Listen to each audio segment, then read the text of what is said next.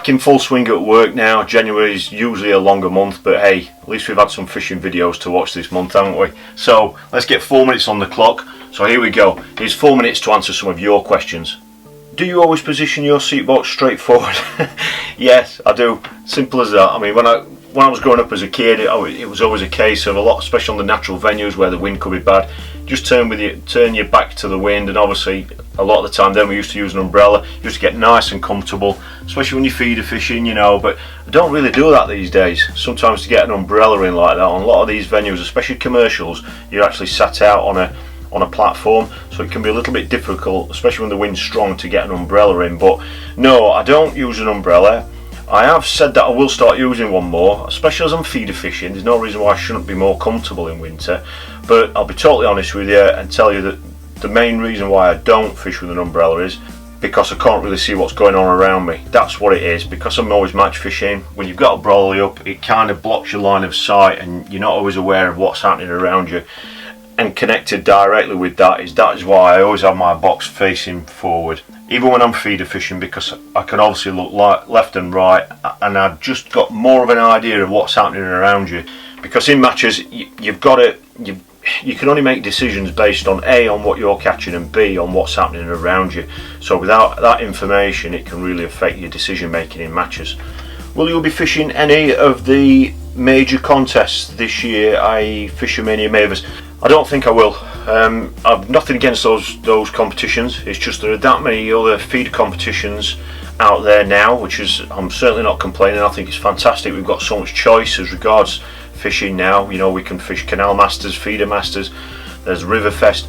For every discipline now there's major contests. Unfortunately the Mavers and the Fishomanias, a lot of the venues lend themselves to pole fishing and that sort of thing, and that's obviously not an avenue I'm kind of going down at the moment.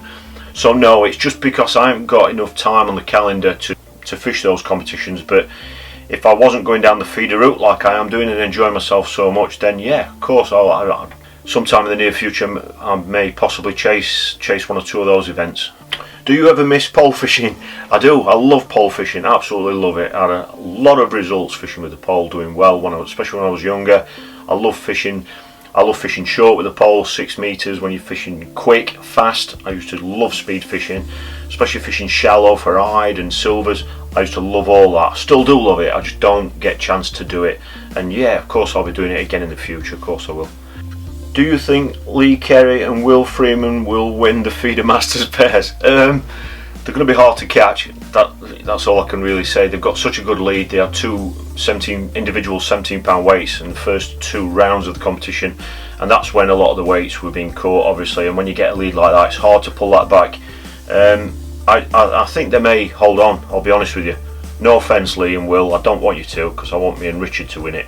But I wouldn't mind you coming second, obviously. How do you decide what length feeder rest to use?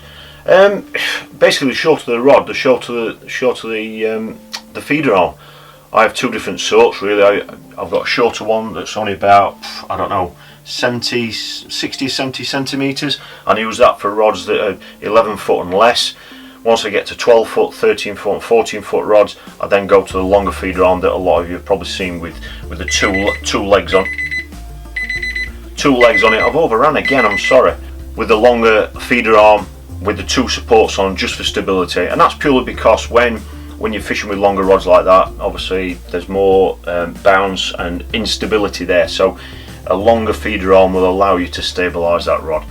Well, 4 minutes go so quick. I do apologise again if I've not answered your questions, but keep them coming in. This is the 3rd one of the month. If you're interested in just a quick 5 questions thing, there are 2 more prior to this. I'll put the links below for you, and then there's 1 more this month, which is going to be obviously next Friday. So thanks for watching, really appreciate it. A video every night this month.